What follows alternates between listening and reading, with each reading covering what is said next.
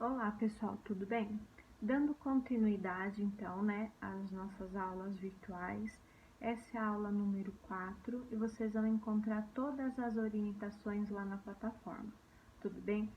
Nós vamos começar essa aula, né, com um trabalho que vocês vão pegar as orientações lá na plataforma, certo? Na última aula nós falamos aí, né, da revolta da vacina, né, e de outras, e das doenças, né, que assolaram aí, né, o finalzinho do século XIX e o início do século XX, tá? Então, no trabalho, pessoal, vão aparecer, né, algumas doenças, né, como tuberculose, febre amarela, varíola, malária, cólera, né? A maioria dessas doenças, né, elas estão, né, erradicadas, né, de vários países, né, até por conta das campanhas de vacinação, tá? Então, o que vocês vão fazer? Vocês vão escolher uma dessas doenças, certo? E vão fazer uma pesquisa, certo? Desde a forma de contágio, tá? E tudo que pode ser feito para evitar essa doença, tá? Então, as orientações vão estar na plataforma, né? Juntamente com a data de entrega, tá? Pessoal, a gente está vivendo, né, a pandemia aí, né, do coronavírus, né? Como é uma coisa muito nova, não vale vocês fazerem pesquisa sobre o coronavírus, tá? Porque tem muita coisa do coronavírus que não se tem conhecimento, tá? Enquanto a coisa acontece, é que ela está sendo estudada, tudo bem? Então, vocês vão escolher uma das doenças que aparecem lá no trabalho, na orientação, tá? Lembra de fazer o trabalho com o passo a passo da pesquisa, né?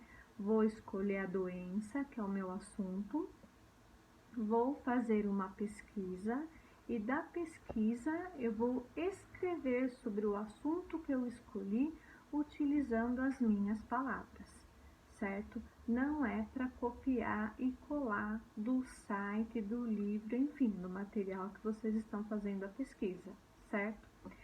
Fez o trabalho, escreveu sobre o assunto com as palavras de vocês, não esqueça da bibliografia, onde que vocês fizeram a pesquisa, tudo bem?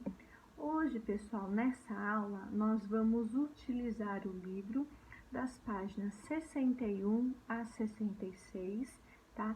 Nós vamos ver os movimentos, né, que vocês viram lá no vídeo, né?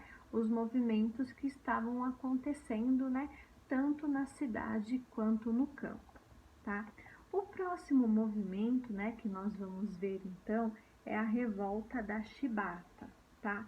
Pessoal, o que vocês têm que ter em mente? Lá no dia 13 de maio de 1888, né, a princesa Isabel assinou a Lei Áurea abolindo a escravidão aqui no Brasil, certo? A partir daí, o que a gente tem que ter em mente, né? Que mesmo com a abolição da escravidão, a condição de vida e de trabalho dos negros no Brasil não melhorou, tudo bem?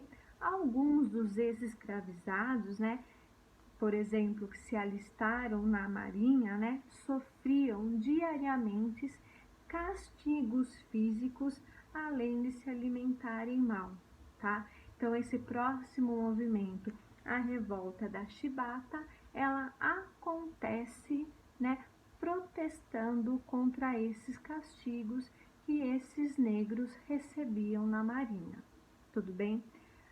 Sobre essa revolta, pessoal, vocês vão ler, já vai ter uma questão para fazer, e essa questão é uma análise de música, né? O Mestre Sala dos Mares. O que vocês vão fazer? No livro, vocês têm a letra da música, tá? Então, vocês vão ler a letra da música, vão escutar a música que está lá na plataforma e vai fazer a questão. Tudo bem? Bom, outro movimento, né, que nós vamos ter, né, também na cidade, né, vai ser aí a organização operária, vai ser o momento, pessoal, em que, né, as indústrias estão começando no Brasil, certo? E os trabalhadores, né, vão lutar para exigir os seus direitos, tudo bem?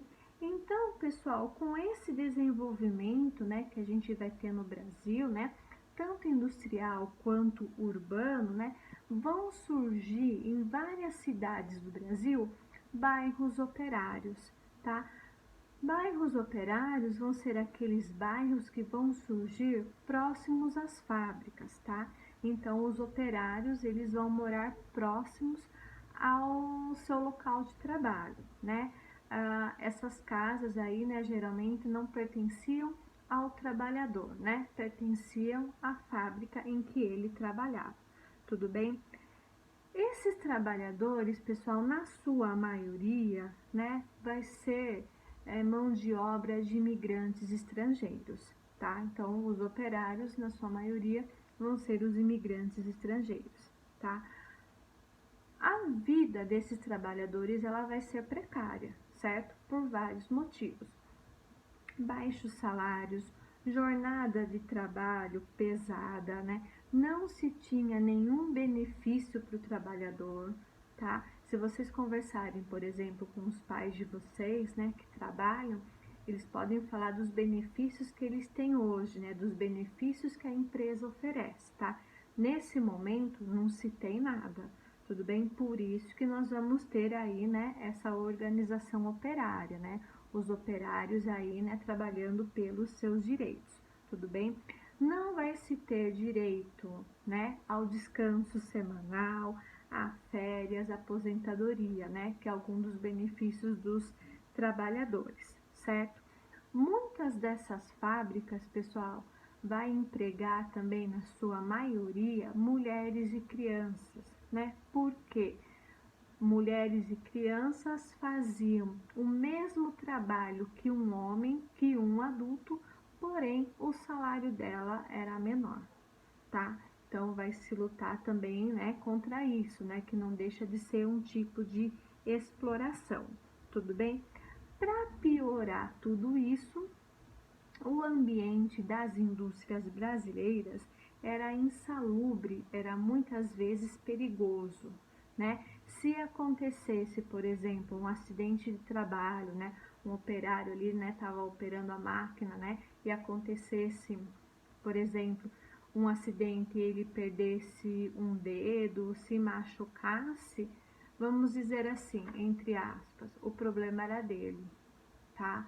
Ele não tinha direito a nada, né? Hoje, quando a gente sofre, né, um acidente de trabalho, a gente tem uma lei, né, que dá todo um respaldo pra gente, tá? Então, também não tinha nada, tudo bem? Bom, nesse contexto todo de exploração, é que vai aparecer, pessoal, as primeiras associações operárias, certo? Então, vai aparecer essas associações, né, para estar lutando aí, né, pelos seus direitos, certo? Bom, no início do século XX, então, né, quando surgem essas primeiras fábricas, esses bairros operários, né, e todo esse contexto, né, que nós já falamos, né, as relações trabalhistas, elas vão apenas beneficiar o empregador, né, o dono aí da fábrica, tá? Todos os direitos que existem hoje, não existia nada, tá? Como o ambiente da fábrica era perigoso, insalubre, acidente de trabalho aí acontecia de monte, certo? Só que nós não vamos ter leis que protegiam, né, esses trabalhadores, tá? Lembra que a gente falou que a maioria desses operários era composto por mão de obra imigrante, tá? A maioria desses imigrantes, pessoal, eram imigrantes italianos, tá? E trabalhavam nas fábricas brasileiras, né? E eles, né, chegam aqui, vão trabalhar, né, nessas fábricas brasileiras, né? Porque aqui a gente não vai ter, né, uma mão de obra especializada, né? Só que lá na Itália eles já trabalhavam, né, nessas fábricas e eles já tinham aí, né, as ideologias comunistas, anarquistas, né, e é isso que vai possibilitar uma rápida organização em prol dos direitos trabalhistas, certo? Bom, hoje, pessoal, um dos direitos, né, que um trabalhador tem é de fazer greve, né? A greve seria aí uma manifestação para exigir melhorias, certo? Lá em 1907, pessoal, nós vamos ter aí, né, um movimento, né, que vai ser para lutar pela redução da jornada de trabalho, né? Então, que a jornada de trabalho aí, né, ela tem aí, né, 8 horas, né? E essa luta, ela vai motivar uma greve, né? As jornadas de trabalho, pessoal, elas eram exaustivas, né? Tem a jornada de trabalho aí de 16, 18 horas diárias, né? Lembrando que um dia tem 24 horas, né? Então, essa greve, né, lá em 1907, né, vai ser para reduzir essa jornada de trabalho. Pessoal, nesse contexto aí, né, da luta pelos operários, né, nós vamos fazer um gancho aqui com a nossa cidade, nós vamos fazer um gancho aqui com Jundiaí, certo? Que nós vamos ter, né, a nossa primeira greve lá em 1906, né? Então vai acontecer um pouquinho antes aí do que vai acontecer, né, em São Paulo. Nesse momento, pessoal, mesmo a capital do Brasil sendo o Rio de Janeiro, né, a concentração das indústrias vai se dar em São Paulo, tudo bem?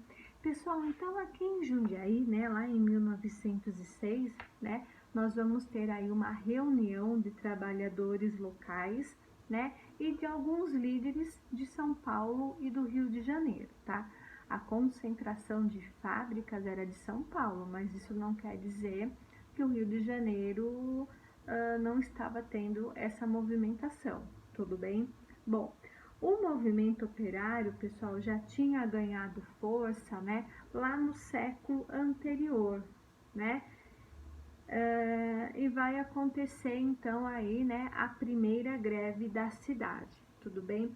Alguns operários, pessoal, vão morrer nesse conflito, tá? Porque vai se ter um confronto com a polícia, tá? E vão ser trabalhadores aí, né, da Companhia de Ferro, né, da Companhia das Estradas de Ferro, da Companhia Paulista, tudo bem? Esse movimento que tem aqui em Jundiaí em 1906 vai marcar o movimento operário no Brasil definitivamente, tá? Então, a partir desse movimento é que outros movimentos começam a acontecer Brasil afora, certo? Bom, se a gente viu o que estava acontecendo na cidade, como será que estava a vida no campo, certo? Então, nós vamos ver que a maioria da população, né, brasileira desse período que vivia no campo era uma população muito pobre e era uma população que estava esquecida, certo? Por ser muito pobre e por estar esquecida, né, o poder público nem lembrava delas, né, quem vai aí conduzir esses movimentos, né, são os messias, né, vão ser as figuras aí religiosas, né, eles vão pegar aí, né, pessoas com muita dificuldade, eles vêm, né, e falam aquilo que a pessoa está precisando escutar, né, dão a ajuda, né, que seria papel do governo, né, então elas vão passar aí a ser seguidas pela população, tudo bem? Um desses personagens, pessoal, vai ser aí, né, o Antônio Conselheiro, né, que vai aí comandar a comunidade de Canudos, certo? Bom, esses movimentos, pessoal, messiânico, né, vai ser uma marca muito grande desse início de república, tá? Por esses conflitos e divergências que estavam acontecendo, certo? Essas divergências, né, que eram divergências políticas, né, vão causar aí grandes crises econômicas, tudo bem? Então, essas crises internas, elas vão influenciar, né, nas pessoas aí que viviam no campo, tá? Durante séculos, pessoal, a Igreja Católica, né, ela vai manter aí, né, uma identidade muito conservadora, certo?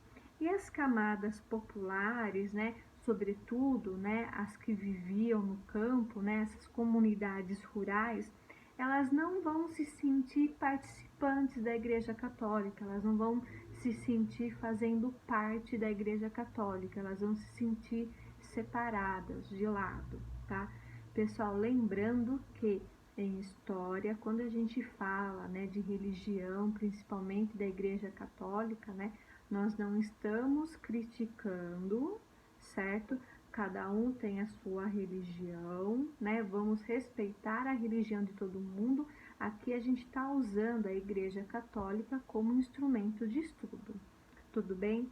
Bom, nesse contexto todo, pessoal, né, a religiosidade, né, desses locais, né, desses locais rurais, eles estavam ligados às tradições, mas a população, ela não se sentia parte, certo, dessas tradições, né, e depois com o tempo, né, vai se incorporar, né, nessas tradições, né, representações e personagens locais, tá, dessas comunidades rurais, né.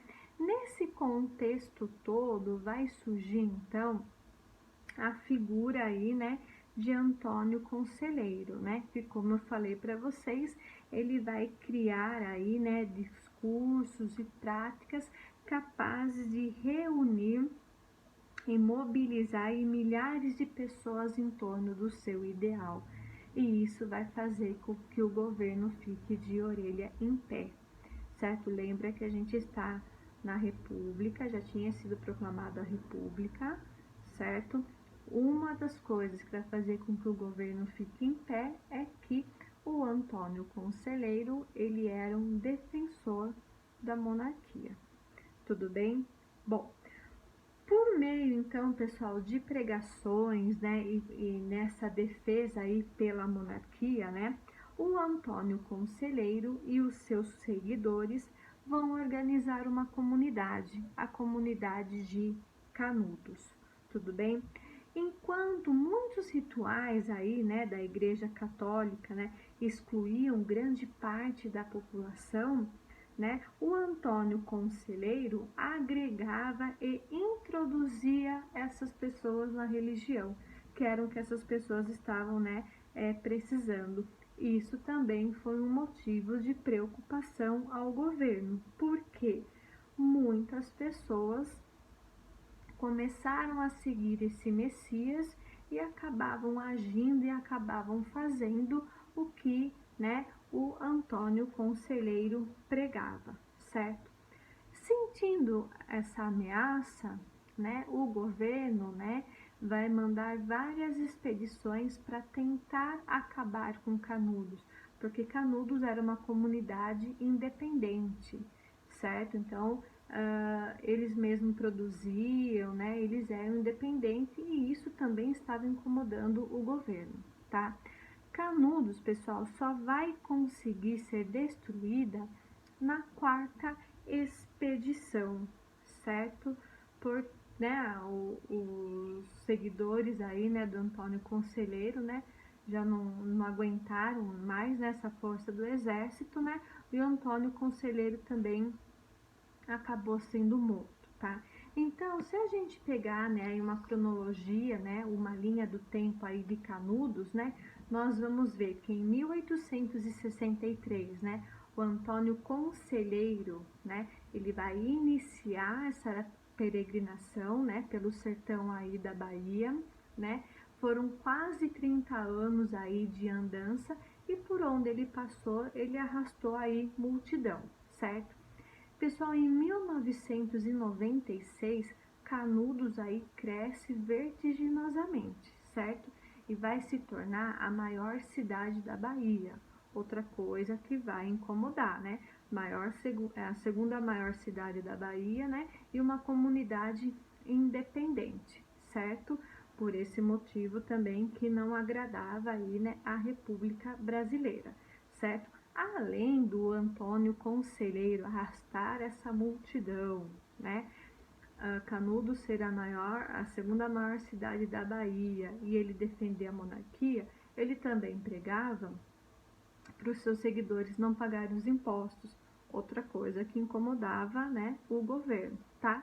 E na quarta expedição, lá em 1897, quando Canudos é derrotada, né, o Antônio Conselheiro, né, ele é morto aí pelas tropas do governo. Tudo bem? Outro movimento que acontece, né, no campo, né, vai ser a Guerra do Contestado, tá? Essa região, pessoal, era uma região aí, né, onde nós vamos ter aí, né, indígenas, né, vai ser uma região aí, né, entre Paraná e Santa Catarina, e foi uma região que foi cedida, né, para a construção de estradas de ferro, né, deixando aí, né, os indígenas e os camponeses que habitavam essa região, né, sem moradia, porque eles tiveram que sair do lugar. Tudo bem? Bom,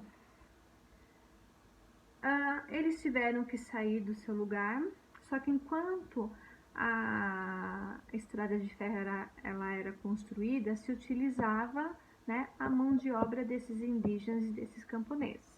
Quando a obra acabou, né, quando a obra é concluída, né, esses camponeses e esses indígenas, eles são dispensados pela companhia de ferro.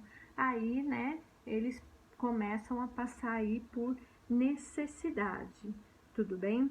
Bom, uma pequena parte, pessoal, né, desses operários, desses camponeses, desses indígenas, né, que foram prejudicados, né, pela empresa, né, eles vão se juntar, né, em torno de um líder também, né, messiânico, né, nós vamos ter aí, né, o Beato José Maria. Então, vão percebendo que locais que são esquecidos, né, pelo poder, quando aparece uma figura, né, disposta a ajudar, vai incomodar a República.